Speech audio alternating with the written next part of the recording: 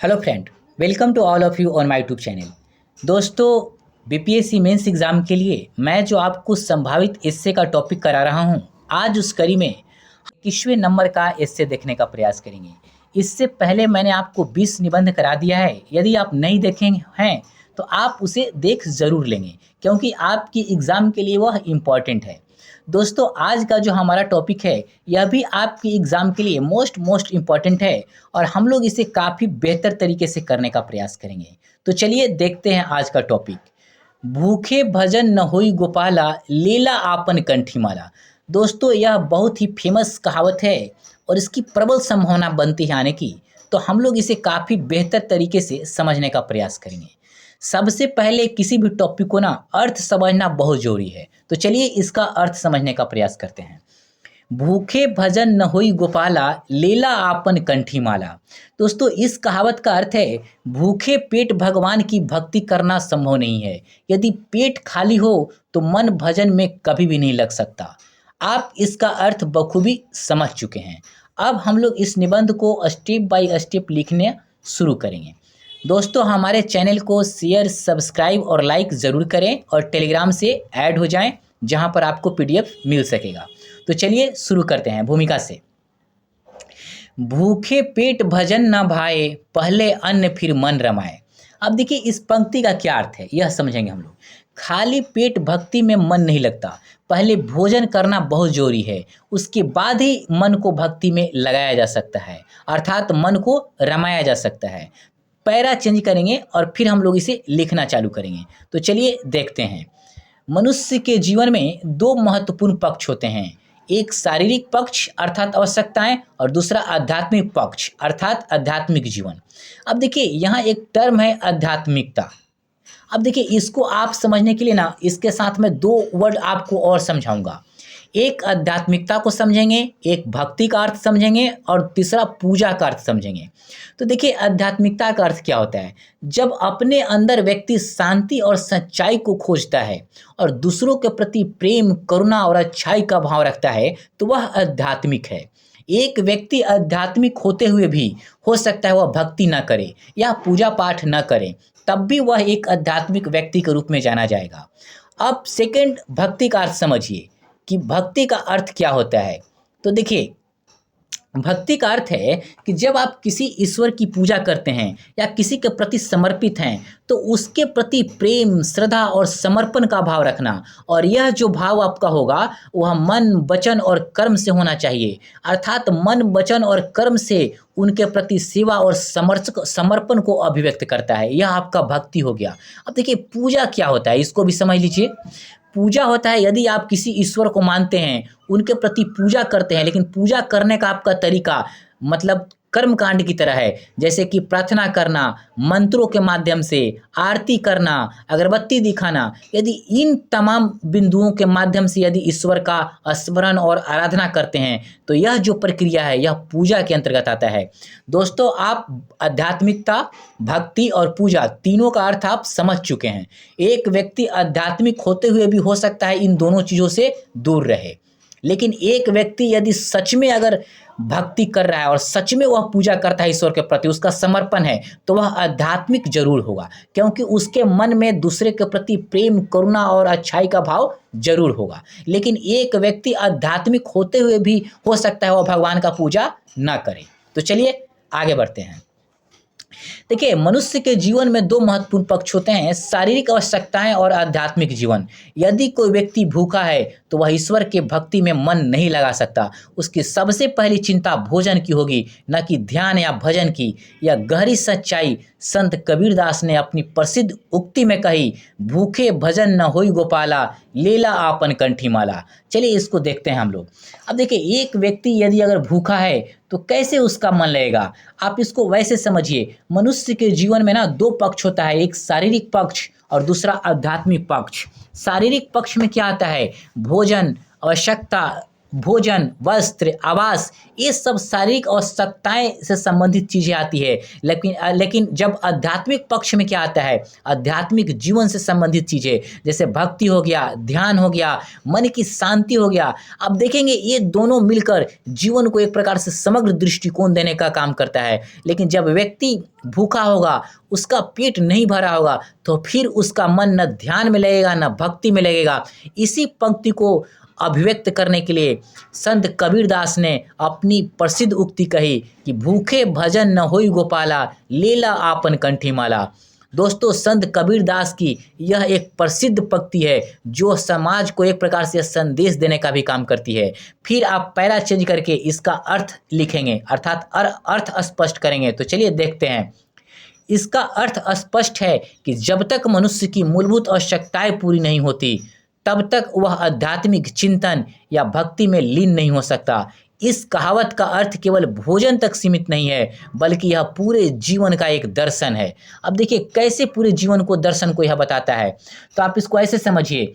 व्यक्ति केवल भोजन तक सीमित नहीं है, बल्कि उसका जो जीवन है एक प्रकार से समग्र दृष्टिकोण को लेकर चलती है। आप देखेंगे जब तक मनुष्य की अपनी जो शारीरिक अर्थात मूलभूत ज़रूरतें होती है वह पूरी नहीं होगा, तब तक वह सही रूप से आध्यात्मिक गतिविधियों में अपने को नहीं लगा सकता है, अर्थात नहीं रमा सकता है।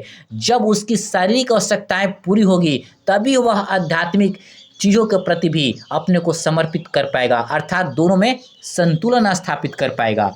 फिर लिखेंगे, यह हमें यह भी सिखाता है कि भक्ति से पहले कर्म आवश्यक है, क्योंकि बिना कर्म या श्रम के भोजन भी संभव नहीं है। देखिए, श्रम का मतलब क्या होता है कि जब आप मेहनत करते हैं, अब मेहनत ही कर्म होता है। कर्म और श्रम कोई ज़्यादा अंतर नहीं है कि जब आप मेहनत करते हैं तो एक प्रकार से कर्म करते हैं। अब चलिए इसका अर्थ समझते हैं, क्या अर्थ है।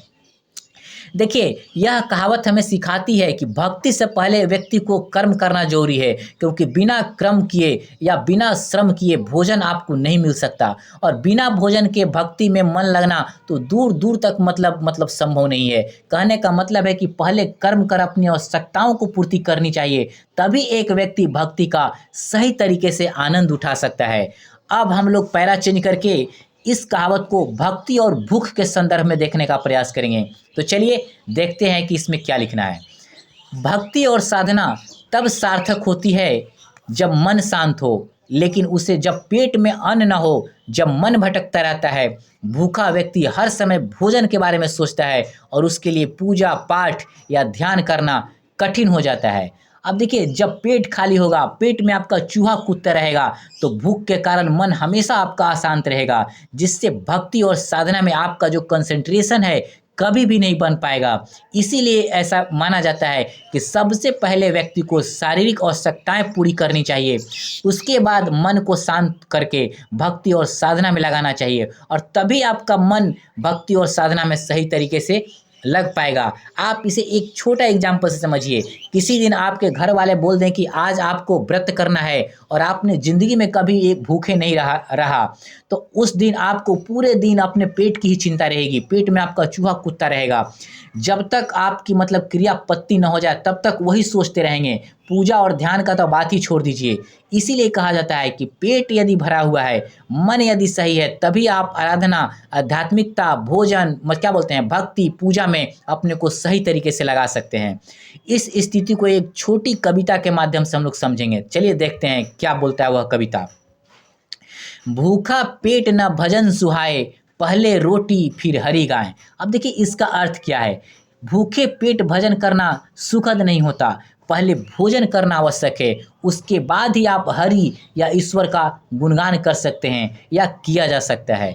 फिर आप पैरा चेंज करके लिखेंगे, ये उदाहरण देके कि भगवान श्री राम ने भी सबरी के जूठे बेर तभी खाए जब वे वनवास में थे और भूखे थे, और श्री कृष्ण जी ने द्रौपदी के लिए अक्षय पात्र की रचना तभी की ताकि उसके घर में अन्न की कमी नहीं हो। यह दर्शाता है कि भक्ति भी तभी फलती फूलती है जब आपकी मूलभूत आवश्यकताएं पूरी हो।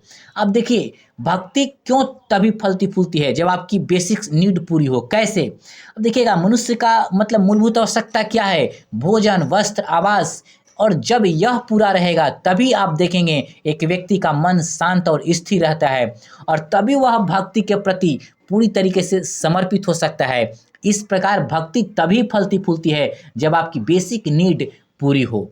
फिर आप पैरा चेंज करेंगे और इसको नेक्स्ट परिप्रेक्ष्य में देखेंगे हम लोग कि कबीर का व्यवहारिक दृष्टिकोण इसके प्रति क्या है। चलिए इसको देखते हैं हम लोग।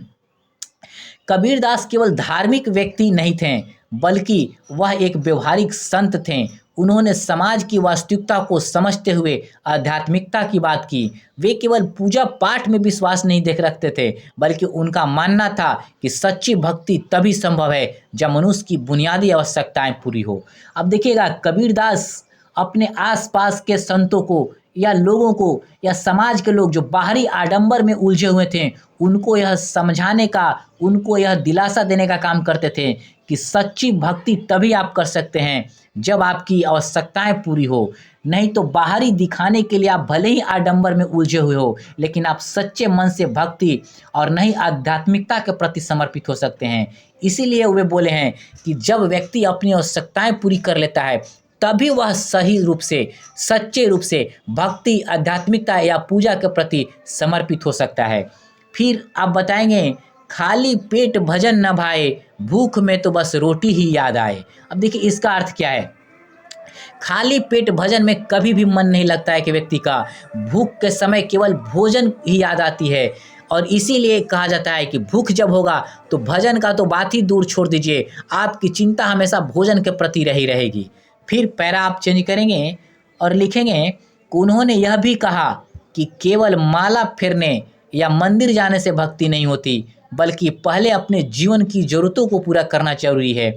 यही कारण है कि कबीर ने संतों से भी कहा कि वह पहले श्रम करे, रोजी रोटी कमाए और फिर भक्ति करे। अब देखिए, कबीर जी आप अपने आसपास के संतों या व्यक्तियों को यह सलाह देते थे कि पहले आप श्रम करिए, मेहनत करिए और उससे रोजी रोटी कमाइए, अपनी आजीविका पूरा करिए और फिर भक्ति करिए।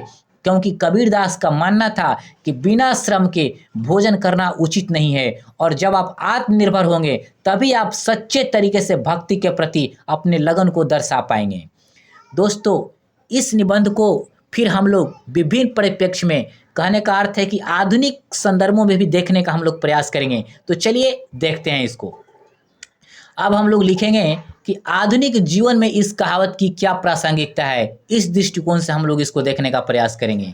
अब देखिए, आज के समय में भी यह कहावत उतनी ही महत्वपूर्ण है। अब देखिएगा कैसे आज के समय में यह कहावत उतनी ही महत्वपूर्ण है। चलिए हम लोग देखते हैं। देखिए, हम देखते हैं कि जब लोग आर्थिक संकट में होते हैं तो वे मानसिक रूप से अशांत हो जाते हैं। भले ही कोई व्यक्ति बहुत बड़ा धार्मिक हो, लेकिन अगर वह भूखा है तो वह ध्यान और भजन नहीं कर पाएगा। आप इसको एक एग्जाम्पल से समझिए। जब व्यक्ति मतलब आर्थिक रूप से परेशान होगा, अपनी परिवार की ज़रूरतों और समस्याओं में उलझा रहेगा, जब वह भूख से मतलब एक प्रकार से उत्कंठित रहेगा, तब उस व्यक्ति का मन ध्यान और भजन में कभी भी नहीं लग सकता, क्योंकि उसका सारा ध्यान खुद के पेट का, अपने परिवार के प्रति पेट का कि कैसे उसका भरेगा, उसके प्रति चिंतित रहेगा, तो वह कैसे सही तरीके से ध्यान और भजन को कर पाएगा। और इतना बताने के बाद फिर आप विभिन्न संदर्भों में इसको हम लोग देखेंगे कि गरीबी और भक्ति क्या संबंध है इसमें। तो चलिए इसमें देखते हैं। गरीब व्यक्ति के लिए सबसे पहली चिंता यह होती है कि वह अपने परिवार के लिए भोजन कैसे जुटाए। यदि उसकी यही चिंता बनी रहेगी तो वह भक्ति में मन कैसे लगाएगा। आप देखिए, गरीब अगर कोई व्यक्ति है तो सबसे पहले तो वही सोचेगा दिन रात, उसका मन कहाँ लगेगा ईश्वर के प्रति या भक्ति के प्रति। वैसे भी कहा जाता है कि जब पेट खाली हो तो मन में केवल भोजन की चिंता रहती है, तो भक्ति का तो चिंता ही छोड़ दीजिए। ठीक है, कुछ लोग अपवाद में हैं, लेकिन कभी भी हम अपवाद को लेकर नहीं चलते, बल्कि चीज़ें ना हमें सामूहिक रूप में देखना चाहिए। तो सामूहिक रूप में यही यथार्थ में सत्य है कि आपका पेट भरा होगा तभी भक्ति याद आएगा। पेट यदि खाली रहेगा तो फिर आपको रोटी ही ध्यान आएगा। आप फिर लिखेंगे कि पेट की आग जब जलती जाए, भजन की तान कहाँ से आए। अब देखिए इसका क्या अर्थ है। जब किसी व्यक्ति को भूख लगी हुई हो तो वह किसी भी तरीके के आध्यात्मिक कार्यों, पूजा पाठ या भजन में मन नहीं लगा सकता। भूख की पीड़ा सबसे बड़ी होती है। जब पेट में आग जल रही हो तो भजन के सुर कभी नहीं निकल सकते, मतलब भजन का तान कभी नहीं निकलेगा। इसका अर्थ यह होता है। फिर हम लोग नेक्स्ट देखेंगे शिक्षा और भोजन इस संदर्भ में। चलिए इस दृष्टिकोण से हम लोग देखते हैं। अब देखिए, भूखा बच्चा पढ़ाई में मन नहीं लगा सकता। यही कारण है कि सरकार ने मिड डे मील जैसी योजनाएं चलाई ताकि बच्चों को पहले भोजन मिले और फिर शिक्षा प्राप्त करें। देखिए, कुछ लोग सोचते हैं कि स्कूल में बच्चे जाते हैं भोजन करने, नहीं।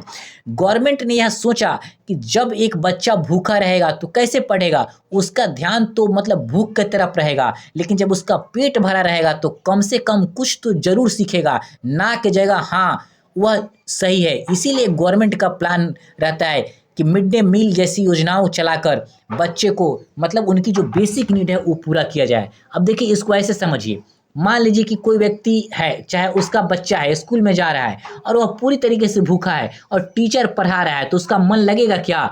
आपका दिमाग ठीक से काम नहीं करेगा। मतलब बच्चे का दिमाग ना वो हमेशा खाने की तरफ रहेगा, चाहे कितनी भी अच्छा टीचर पढ़ाए, लेकिन उसका ध्यान उसके तरफ कभी भी नहीं रहेगा। अब देखिए, कर्म और अध्यात्म, इस दृष्टिकोण, इस संदर्भ में हम लोग देखने का प्रयास करेंगे। जो लोग यह सोचते हैं कि केवल भक्ति से सब कुछ प्राप्त हो सकता है, तो उन्हें समझना चाहिए कि ईश्वर ने भी कर्म करने का आदेश दिया है। अब देखिए कैसे, श्री कृष्ण ने गीता में कहा, कर्मण्येवाधिकारस्ते मा फलेषु कदाचन, अर्थात मनुष्य को कर्म करना चाहिए और फल की चिंता नहीं करना चाहिए। आप इसको थोड़ा सा ऐसे समझिए, कर्म और अध्यात्म हमेशा एक दूसरे से जुड़ा हुआ है। कर्म और अध्यात्म अलग अलग कभी नहीं है। कर्म का अर्थ है अपने कर्तव्यों को पालन करना, मेहनत करना, अपने जीवन को बेहतर कराना बनाना, जबकि अध्यात्म का संबंध आत्मा, ईश्वर और अपनी शांति से है, मानसिक शांति से है।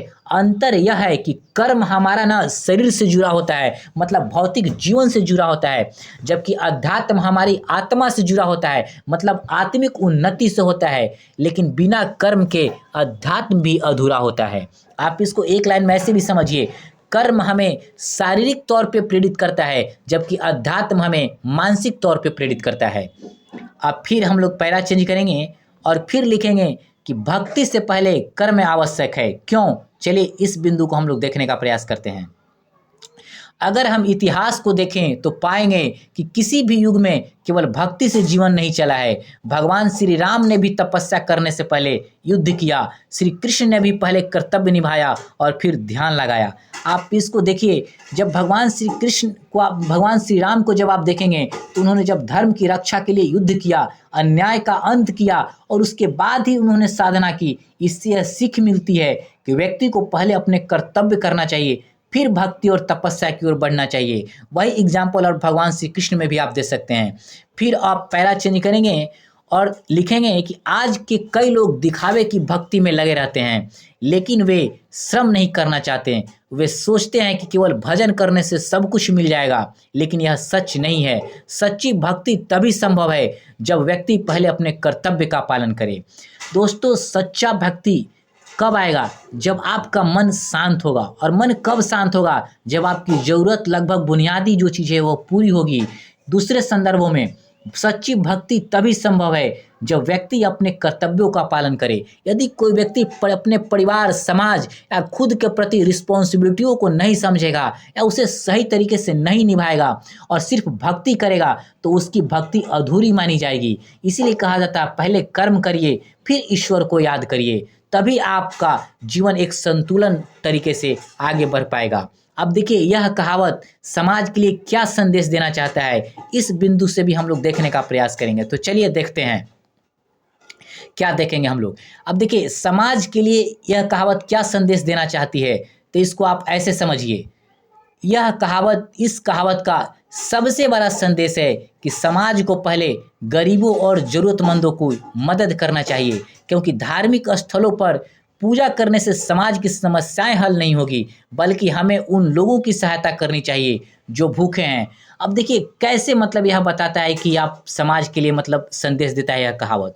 तो देखिए, इस कहावत का ना सबसे बड़ा संदेश है कि समाज में जो गरीबी है, भूख है, उसको मिटाना बहुत जरूरी है। जब तक लोगों को भोजन, शिक्षा और उनको रोजगार नहीं मिलेगा, तब तक वे मानसिक रूप से संतुष्ट नहीं होंगे, अर्थात आध्यात्मिक रूप से उन्नति नहीं कर सकते हैं। इसीलिए पहले उनकी जो बेसिक चीज़ है वह पूरी होनी चाहिए, तभी वह आध्यात्मिकता की तरफ अपने को सही तरीके से लगा पाएंगे। फिर आप लिखेंगे आज भी कई मंदिर, मस्जिद, गुरुद्वारे और चर्च ऐसे हैं जहां रोजाना हजारों लोगों को भोजन कराया जाता है। यह इस कहावत का ही पालन है कि पहले पेट की भूख मिटाओ, फिर भक्ति की बात करो। इतना लिखेंगे तो आपका निबंध का बॉडी पार्ट लगभग हो गया। अब इसका हम लोग एक बहुत ही अच्छा निष्कर्ष लिखने का प्रयास करेंगे। तो चलिए देखते हैं निष्कर्ष क्या होना चाहिए।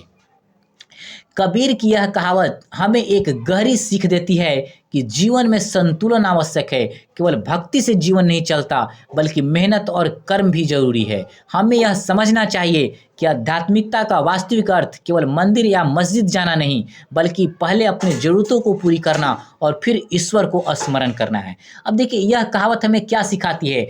भक्ति और आध्यात्मिकता तभी संभव है जब हम अपनी मूलभूत ज़रूरतें को पूरी करें।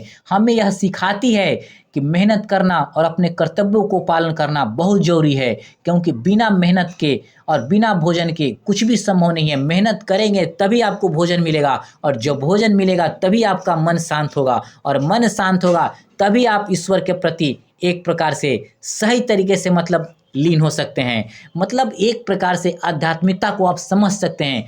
आप आध्यात्मिकता का अर्थ केवल भगवान की पूजा करना नहीं है, बल्कि आध्यात्मिकता एक प्रकार से एक जीवन शैली है जिसमें व्यक्ति अपने विचारों को शुद्ध करता है, दूसरों की भलाई के लिए काम करता है। इसीलिए व्यक्ति को अपने कर्तव्य को सही तरीके से निभाना चाहिए, और यही सही तरीके से आध्यात्मिकता को दर्शाने का काम करता है। फिर आप लिखेंगे, इसीलिए अगर हमें सच्ची भक्ति करना चाहते हैं तो पहले हमें यह सुनिश्चित करना होगा कि हम हमारे आसपास के लोग भूखे न रहें, तभी हम ईश्वर को सही मायने में प्राप्त कर सकते हैं। रोटी के संग भजन हो प्यारा, भूखा मन न लगे दोबारा। इस पंक्ति का अर्थ है कि जब व्यक्ति की बुनियादी ज़रूरतें पूरी होती है तभी वह मन से भजन कर सकता है, लेकिन अगर पेट खाली हो तो भक्ति में मन उसका कभी भी नहीं लग सकता। इसीलिए पहले जीवन की बेसिक ज़रूरतें पूरी करनी चाहिए, तभी भजन और भक्ति का सही आनंद लिया जा सकता है। दोस्तों, यह कहावत संक्षेप में हमें यह सिखाती है कि भक्ति और आध्यात्मिकता को अपनाने से पहले व्यक्ति को अपने कर्तव्यों और ज़रूरतों को पूरा करना अति आवश्यक है, क्योंकि बिना भोजन के भजन संभव नहीं है और बिना कर्म के अध्यात्म अधूरा है। इसीलिए सही जीवन वही है जिसमें कर्म और अध्यात्म दोनों का सही संतुलन स्थापित हो। दोस्तों, हमने इस निबंध को काफ़ी बेहतर तरीके से कराने का प्रयास किया। आप इसको अच्छे से समझकर और अपने भाषा में लिखने का प्रयास करिएगा। नेक्स्ट शाम में मैं शॉर्ट क्वेश्चन लेकर आऊँगा। आप हमारे चैनल को सब्सक्राइब और लाइक और कमेंट करके हमें बताएंगे कि आपको कैसा लगा। तो चलिए दोस्तों, आपको वीडियो देखने के लिए बहुत बहुत धन्यवाद।